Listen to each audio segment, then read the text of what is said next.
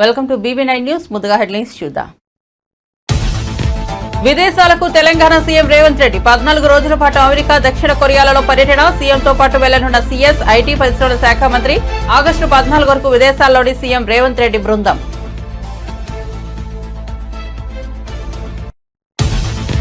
సీఎంను తనను కించపరిచే విధంగా మాట్లాడడం వల్లే సహనం కోల్పోయానన్న ధానం. బీఆర్ఎస్ ఎమ్మెల్యేలు తన టార్గెట్ చేస్తున్నారని ఆవేదన. తాను చేసిన వ్యాఖ్యలు హైదరాబాద్ లో వాడుకోబోట్లేని వ్యాఖ్య. బీఆర్ఎస్ వాళ్ళు చెప్పలేని పదాలతో సభలో దూషించారు, అవి రికార్డు కాలేదన్న ధానం నాగేందర్. నా కుటుంబాన్ని కిడ్నాప్ చేసిన ఘటనపై మరోసారి విచారణ జరపాలన్న విశాఖ మాజీ ఎంపీ ఎంవీవీ సత్యనారాయణ. గతంలో విశాఖ మాజీ ఎంపీ ఎంవీవీ సత్యనారాయణ కుటుంబ సభ్యుల కిడ్నాప్. ప్రధాన నిందితుడిగా ఉన్న హేమంత్ మాజీ ఎంపీ ఎంవీవీ చుట్టూ ఉచ్చు బిగిస్తోందంటూ నేడు పత్రికల్లో కథనాలు. రేవంత్ రెడ్డిది ప్రజాపాలన కాదు, నియంత్రిత పాలన అనే ఆగ్రహం. 0 అవర్ మొత్తం ఎత్తేశారని, ప్రశ్నోత్తరాలు లేకుండా చేశారని ఆగ్రహం. కేసీఆర్ ను, బీఆర్ఎస్ ను తిట్టేందుకే అసెంబ్లీని ఉపయోగించుకుంటున్నారని విమర్శ.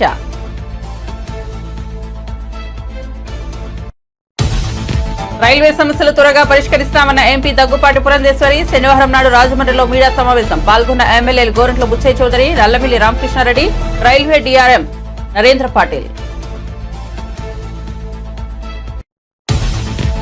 లెఫ్టినెంట్ హోదాలో వాయనాడ్ సహాయక చర్యల్లో పాల్గొన్న మోహన్ లాల్. ఇప్పటికే వాయనాడ్ బాధితుల పునరావాసం కోసం విశ్వశాంతి ఫౌండేషన్ కు 3 కోట్ల భారీ విరాళం అందించిన మలయాళ సూపర్ స్టార్.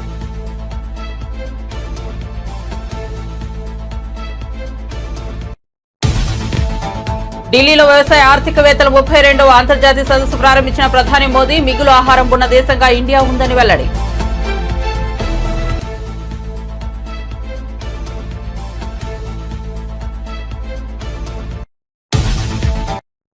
వార్త వివరాల్లోకి వెళ్తే తెలంగాణ ముఖ్యమంత్రి రేవంత్ రెడ్డి విదేశీ పర్యటనకు వెళ్తున్నారు. ఆయన 14 రోజుల పాటు అమెరికా, దక్షిణ కొరియాలలో పర్యటించనున్నారు. ఆగస్టు 14వ తేదీ వరకు ఆయన విదేశాల్లో ఉంటారు. ఆయన వెంట రాష్ట్ర ప్రభుత్వ ప్రధాన కార్యదర్శి శాంతికుమారి, ఐటీ పరిశ్రమల శాఖ మంత్రి శ్రీధర్ బాబు వెళ్తున్నారు.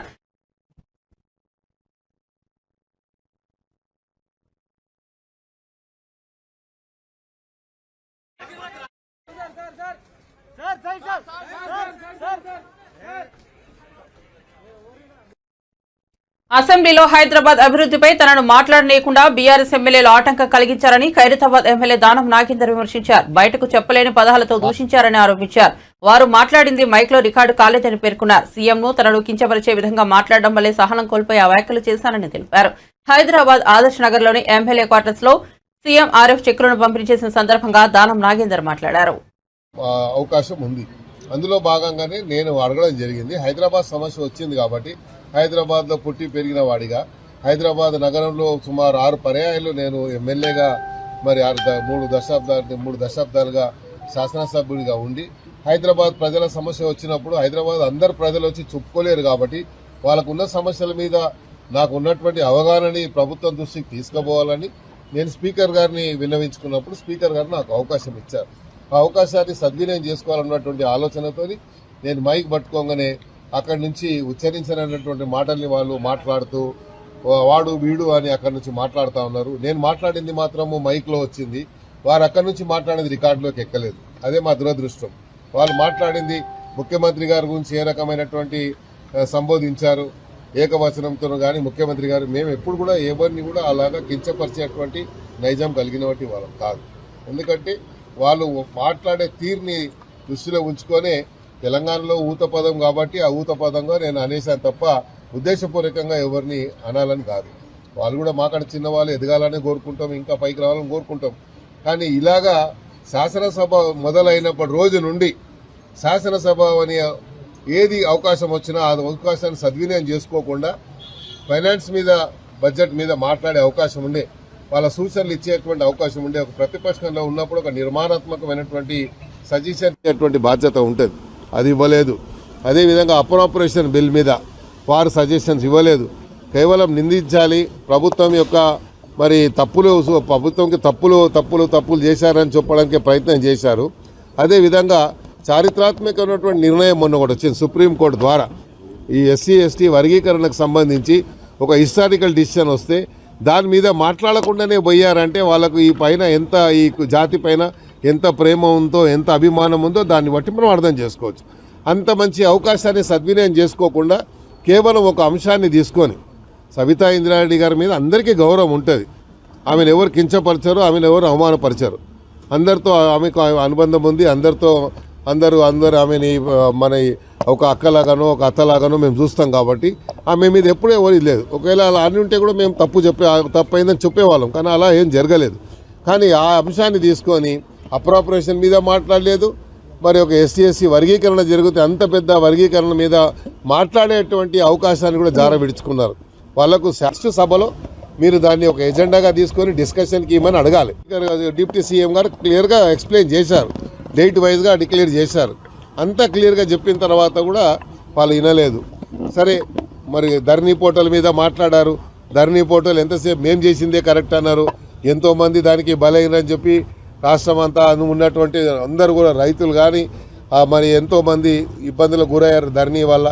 దాని మీద ఏం మళ్ళీ సజెషన్ లేదు. మేము చెప్పే ఒక కుందేలకు 3 కాళ్ళు ఉంటాయంటే 3 ఉండాలని, మేము పట్టుకున్న కోడికి 1 కాళ్ళు ఉందంటే 1 కాళ్ళు ఉందని, ఇవన్నీ కూడా కుంటి వ్యవస్థలు చేశారు తప్ప మరి నిర్మాణాత్మకంగా వాళ్ళు ఎక్కడ కూడా వివరించలేదు. అది చాలా దురదృష్టకరం. వాళ్ళ పార్టీకే అది ఇదవుతుంది. అదేవిధంగా నాకు అవకాశం వచ్చినప్పుడు నేను మాట్లాడుతుంటే వాళ్ళు మాట్లాడిన భాషకే నేను అలా మాట్లాడాల్సి వచ్చింది తప్ప వేరే ఏం లేదు.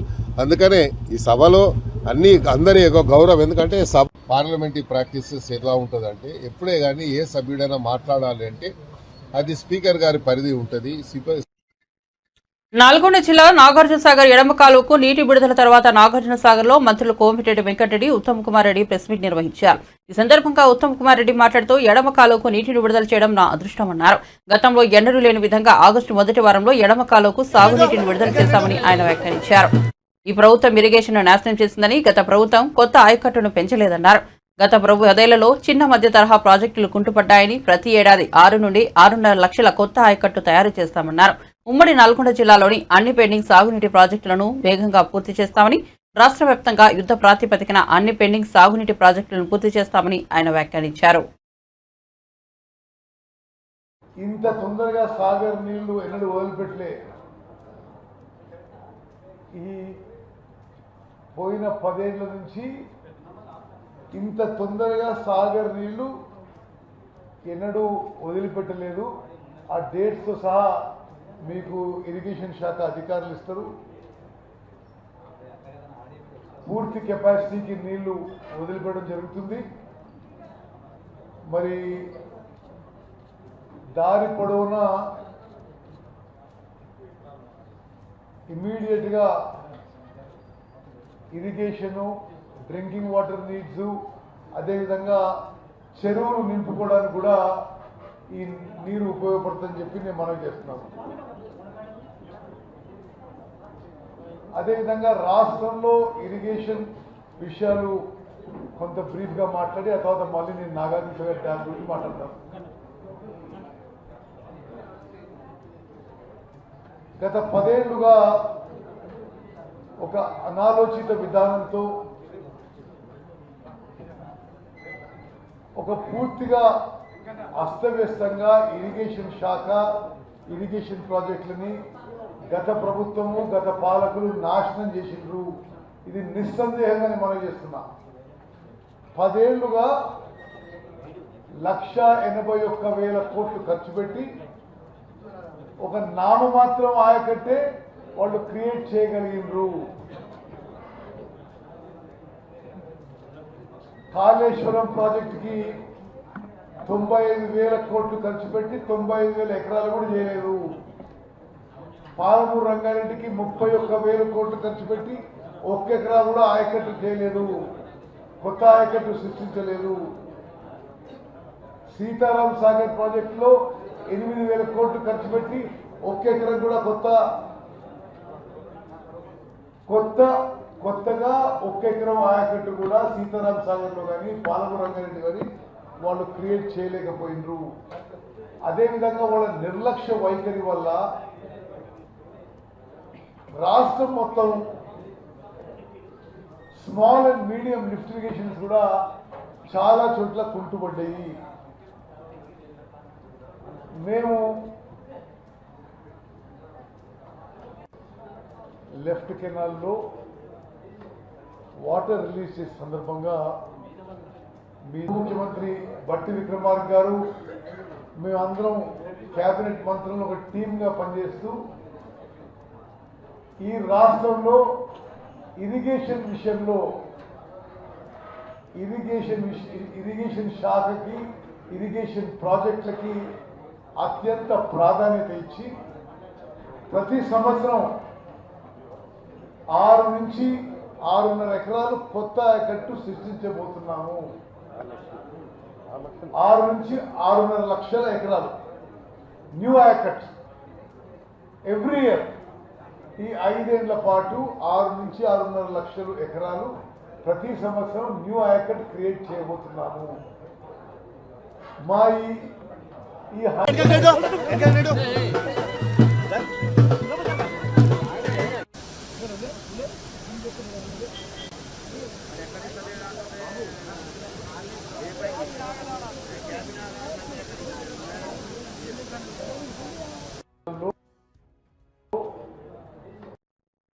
కూటమి ప్రభుత్వం తీరుపై వైసీపీ నేత మార్గాని భరత్ మండిపడ్డారు. వరద బాధితులను ఆదుకోవడంలో కూటమి ప్రభుత్వం విఫలమైందని ఆయన ఆరోపించారు. శనివారం ఉదయం రాజమండ్రిలో ఆయన మీడియాతో మాట్లాడుతూ ఎమ్మెల్యేలు, మంత్రులు వరద ప్రభావిత ప్రాంతాల్లో పర్యటించడం లేదని, కేవలం అక్కడ ఫోటోలు దిగి వెళ్తున్నారని ఆగ్రహం వ్యక్తం చేశారు. వరద బాధితులకు ప్రభుత్వం నిత్యావసర సరుకులు పంపిణీ చేయడం లేదని మార్గాని భరత్ అన్నారు. చేసుకోవాల్సిందిగా ఈ సందర్భంగా తెలియపరుస్తూ, మరి ఒకటి లైఫ్ జాకెట్లని పూర్తిగా అందించకపోవడం వలన మరి ప్రమాదవశాత్తు విఆర్పురం దగ్గర మరి ఒక పిల్లోడు కొప్పాల జగపతి రెడ్డి అనే ఒక పిల్లోడు మరి బోట్లో వెళ్తుండగా అదుపు తప్పి మరి చనిపోయిన సందర్భం. ఇవన్నీ కూడా ప్రభుత్వం పూర్తి స్థాయిగా లైఫ్ జాకెట్లు అయితే కానివ్వండి, రేషన్ అయితే కానివ్వండి, లేకపోతే డబ్బులు ఇప్పించడంలో అయితే కానివ్వండి, ఇవన్నీ కూడా మరి పూర్తిగా దీంట్లో 100కి 100% చేయాల్సిన అవసరం ఉంది. మరి గతంలో వాలంటీర్ సిస్టమ్ ఉండేది. మరి ఆ వాలంటీర్ సిస్టమ్ ఉన్నప్పుడు చక్క చురుగ్గా పిల్లలు పనిచేసేవారు. మరి ఇలాంటి మరి ఘటనలు జరిగినప్పుడు ఇమీడియట్గా రెస్పాండ్ అయ్యి ఎక్కడికక్కడ మొత్తము వాళ్ళకందరికీ కూడా, బాధితులకి అందరికీ కూడా వీళ్ళే వాలంటీర్ సిస్టమ్ అంతా గొప్పగా పనిచేసిన సందర్భం.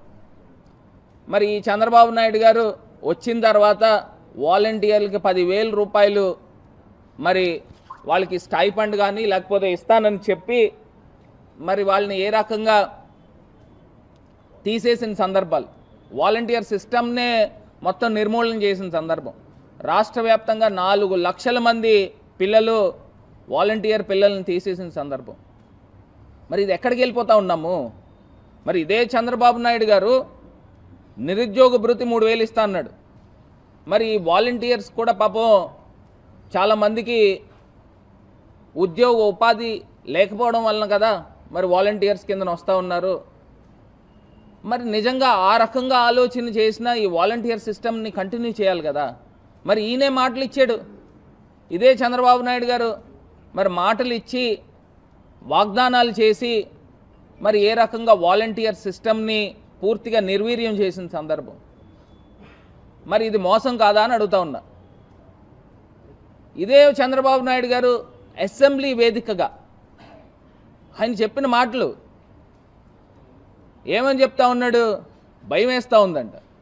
మేము సూపర్ 6 అనే హామీలు ఇచ్చాము, అది చూస్తుంటే భయం వేస్తూ ఉంది, ముందుకు వెళ్ళలేని పరిస్థితులు, ప్రజలు ఆలోచన చేయాలంటున్నాడు. అంటే దానికి అర్థం ఏంటి? నీ సూపర్ 6 హామీలన్నీ ఎత్తేస్తావనే కదా. దానికి అర్థం ఏంటి? ప్రజలు ఆలోచన చేయాలి. ఇంకా నయం అర్థం చేసుకోండి, ఇంక నేను ఇవ్వలేనని డైరెక్ట్గా చెప్పేలే. అదే నాదెండ్ల మనోహర్ గారు మంత్రివర్యులు, ఆయన క్వశ్చన్ అవర్లో డైరెక్ట్గా చెప్పాడు 3 సిలిండర్లు ఇవ్వలేము అని. మరి ఇదే మంత్రి లోకేష్ గారు ఆయన ఏం చెప్తా ఉన్నాడు? అందరినీ కూర్చోబెట్టి మాట్లాడి ఎంతమంది పిల్లలు ఉన్నారో ఐడెంటిఫై చేసుకుని, అసలు ఏంది ఐడెంటిఫై చేసేది? కలెక్టర్లకి సచివాలయాల వారీగా ఏ సచివాలయంలో ఎంతెంతమంది తల్లులు ఉన్నారు, ఎంతెంతమంది పిల్లలు స్కూల్స్కి వెళ్తున్నారు అనేది ఎంతసేపు ఆ డేటా తీసుకోవడము? మరి దానికి కూడా మంగళం చెప్పిన పరిస్థితులు. మరి ఇదే ఎలక్షన్ క్యాంపెయినింగ్లో మరి ఏ రకంగా మాటలు చెప్పారు? 15,000 15,000 15,000 18,000 18,000 18,000 అని ఈ రకమైన మాటలు మాట్లాడి ఇంకొక ఎవరో పాపం చిన్న పాప ఎవరో వస్తే మంచి హుషారుగా ఉంది, ఈ అమ్మాయికి కూడా 15,000. అసలు ఏం జరుగుతుంది? అసలు మీకన్నా అసలు డ్రామాలు ఆడేవాళ్ళు నయం. అంత గొప్పగా ప్రజల్ని వంచి డ్రామాలు ఆడారు. మేము అప్పటికి బేసిక్గా చెప్తాను ఉన్నాం, మరి ప్రజలు ఏ రకంగా ఆలోచన చేసి చంద్రబాబు నాయుడు గారు మాయలో పడ్డారో అర్థం కావటంలే. మరి రైతు భరోసాకి మంగళం పలికారా? అమ్మఒడి మొత్తం అందరి పిల్లలకి ఇచ్చేస్తా ఉన్నారు, మరి దానికి స్వస్తి చెప్పారు. గతంలో విశాఖ మాజీ ఎంపీ ఎంవీవీ సత్యనారాయణ కుటుంబ సభ్యులను వారి సొంత ఇంట్లోనే కిడ్నాపర్లు బంధించడం తెలిసిందే. ఎంపీ కుమారుణ్ణి కుటుంబ ఆడిటర్ను హింసించిన దుండగులు ₹1 కోటి పైగా రాబట్టుకున్నారు. హేమంత్ అనే రౌడీ షీటర్ ఈ కేసులో ప్రధాన నిందితుడిగా ఉన్నారు. హేమంత్తో మాజీ ఎంపీ ఎంవీవీకి లావాదేవీలు కూడా ఉన్నాయని అప్పట్లో ప్రచారం జరిగింది. అయితే పలు దినపత్రికల్లో కథనాలు ప్రచురించారు. మాజీ ఎంపీ ఎంవీవీ బంధువు ఒకరు హేమంత్కు ఖరీదైన గిఫ్టులు ఇవ్వడం వెనుక కథ ఏంటి, దానిపై సమగ్ర విచారణ జరగాల్సి ఉందని ఓ కథనంలో పేర్కొన్నారు. వితౌట్ జైల్ సూపరింటెండెంట్ కానీ జైలు స్టాఫ్ పర్మిషన్ లేకుండా ఏ ఉత్తరం కానీ ఏ ఫోన్ కాల్ కానీ బయటకు మాట్లాడకూడదు. మాట్లాడితే అది నేరం.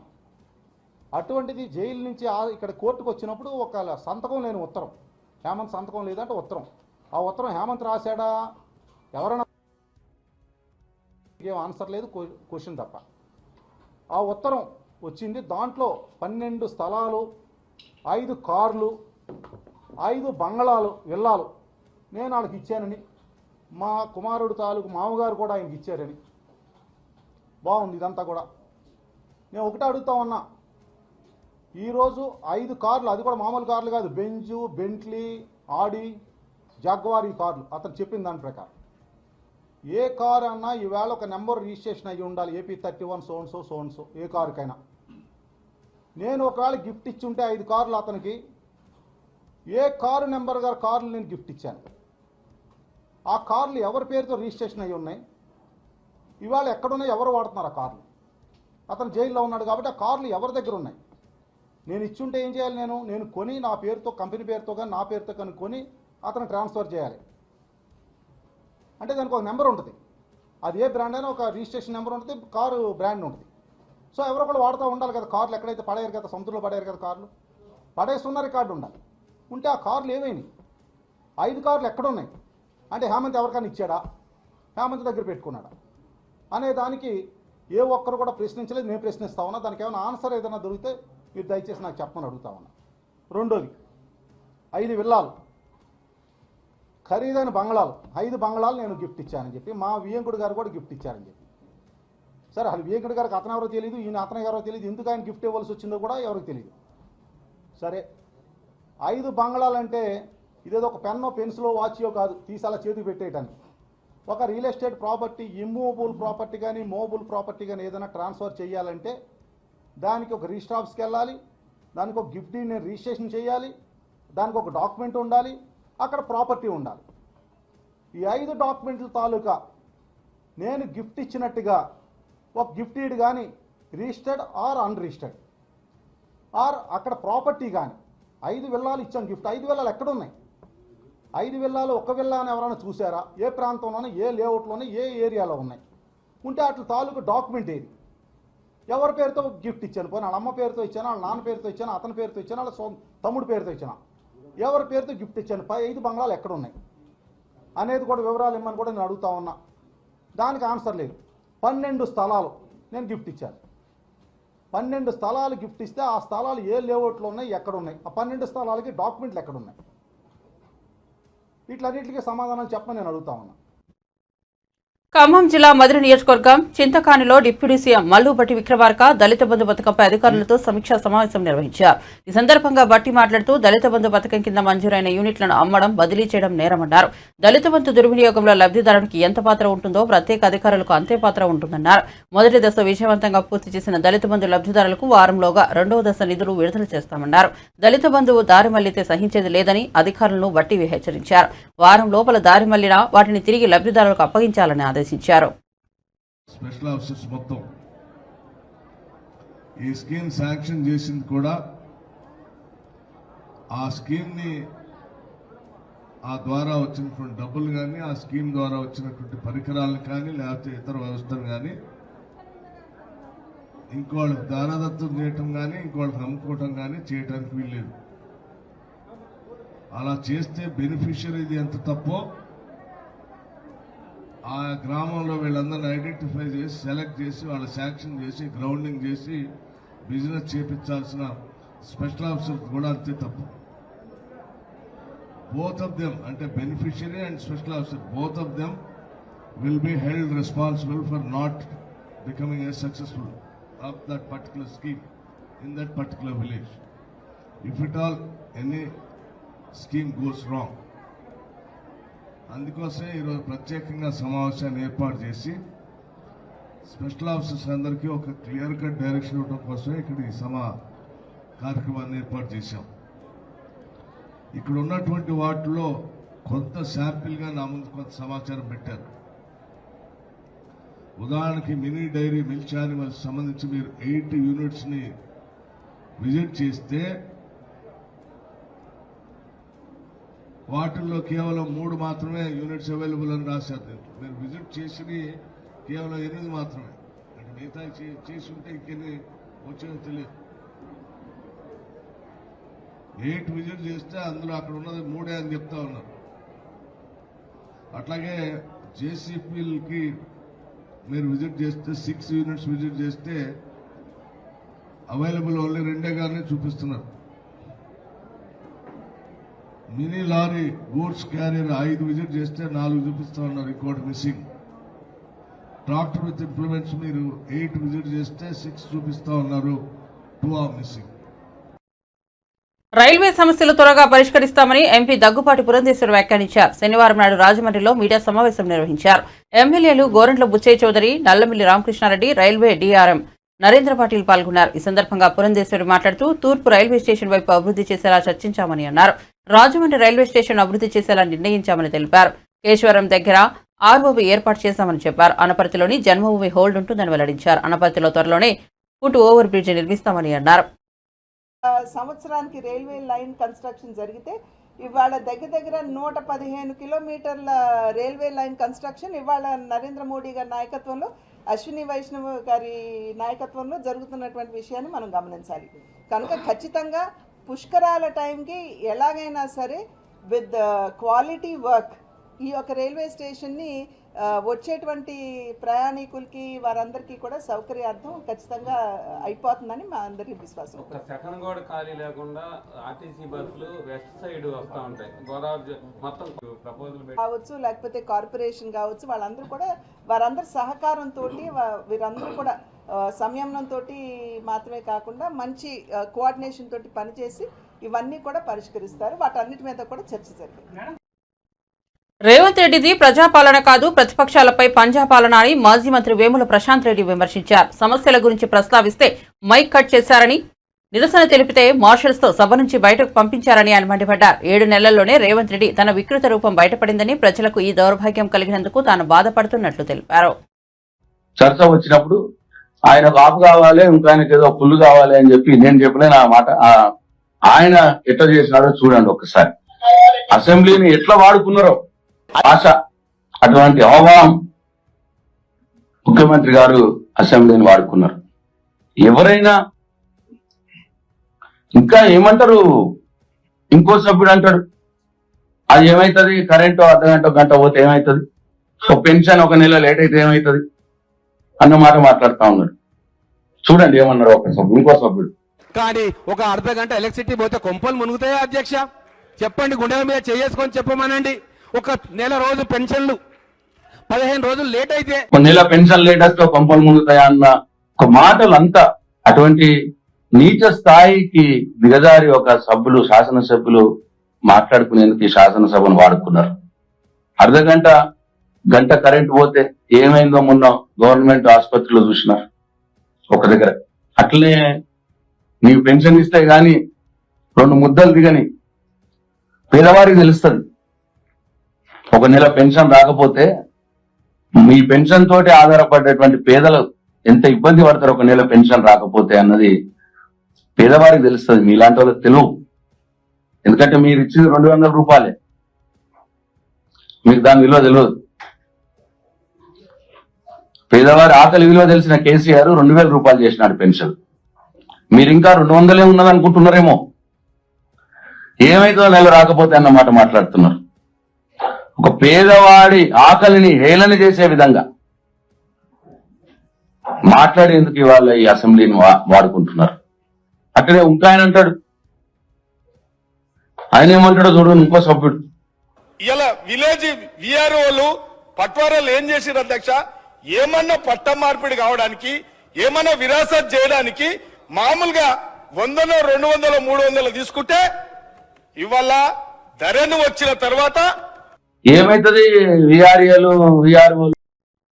ప్రధాని మోదీ ఇండియా మిగులు ఆహారం ఉన్న దేశమని, ప్రపంచ ఆహార భద్రత, ప్రపంచ పోషకాహార భద్రత కోసం కృషి చేస్తున్న దేశమని కొనియాడారు.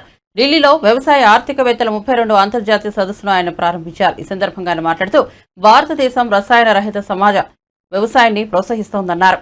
వ్యవసాయ రంగాన్ని బలోపేతం చేయడానికి, రైతుల జీవితాలను బాగుపరచడానికి ప్రభుత్వం చర్యలు చేపడుతోందన్నారు. చిరుధాన్యాలు, పాలు, పప్పులు, సుగంధ ద్రవ్యాల ఉత్పత్తిలో భారత్ అగ్రదేశంగా ఉందన్నారు. దేశం వ్యవసాయ రంగంలో డిజిటల్ టెక్నాలజీని ఉపయోగిస్తోందన్నారు. కిసాన్ సమ్మాన్ కింద 1 క్లిక్తో 10 కోట్ల రైతుల ఖాతాల్లోకి నిధులు జమ అవుతున్నాయన్నారు. ఈ కార్యక్రమంలో కేంద్ర వ్యవసాయ శాఖ మంత్రి శివరాజ్ సింగ్ చౌహాన్ తదితరులు పాల్గొన్నారు. इतनी चिंता दुनिया में हो रही है, लेकिन हजारों साल पहले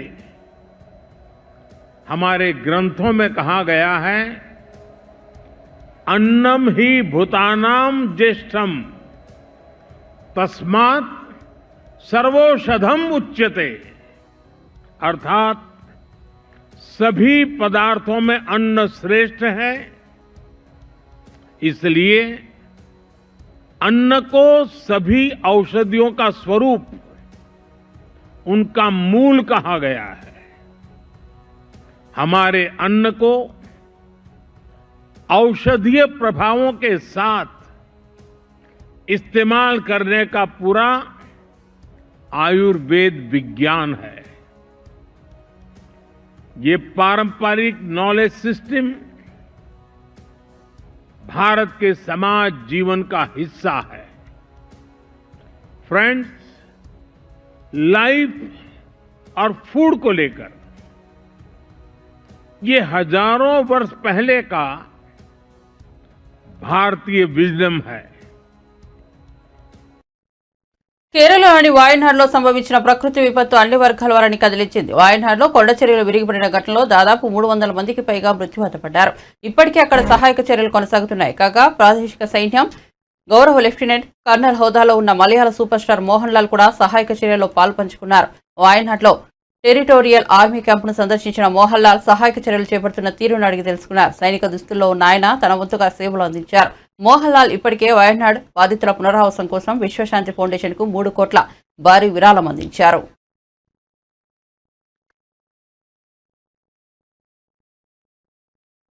బులెటిన్ ముగించే ముందు హెడ్లైన్స్ మరోసారి చూద్దాం. విదేశాలకు తెలంగాణ సీఎం రేవంత్ రెడ్డి 14 రోజుల పాటు అమెరికా, దక్షిణ కొరియాలలో పర్యటన. సీఎంతో పాటు వెళ్లనున్న సీఎస్, ఐటీ పరిశ్రమల శాఖ మంత్రి. ఆగస్టు 14 వరకు విదేశాల్లోనే సీఎం రేవంత్ రెడ్డి బృందం.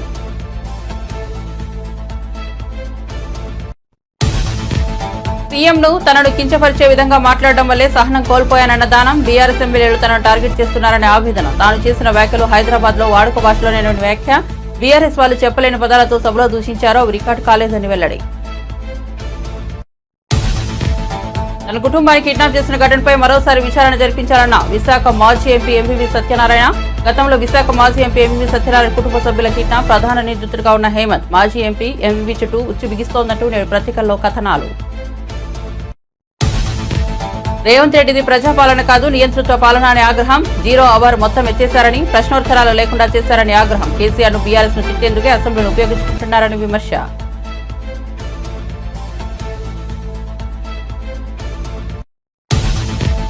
రైల్వే సమస్యలు త్వరగా పరిష్కరిస్తామన్న ఎంపీ దగ్గుబాటి పురంధేశ్వరి. శనివారం నాడు రాజమండ్రిలో మీడియా సమావేశం. పాల్గొన్న ఎమ్మెల్యేలు గోరంట్ల బుచ్చయ్య చౌదరి, నల్లమిల్లి రామకృష్ణారెడ్డి, రైల్వే డీఆర్ఎం నరేంద్ర పాటిల్.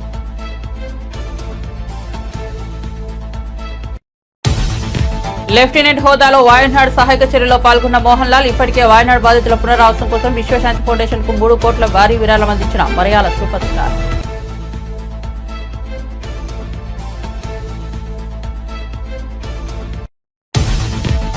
ఢిల్లీలో వ్యవసాయ ఆర్థికవేత్తల 32వ అంతర్జాతీయ సదస్సు ప్రారంభించిన ప్రధాని మోదీ మిగులు ఆహారం ఉన్న దేశంగా ఇండియా ఉందని వెల్లడి.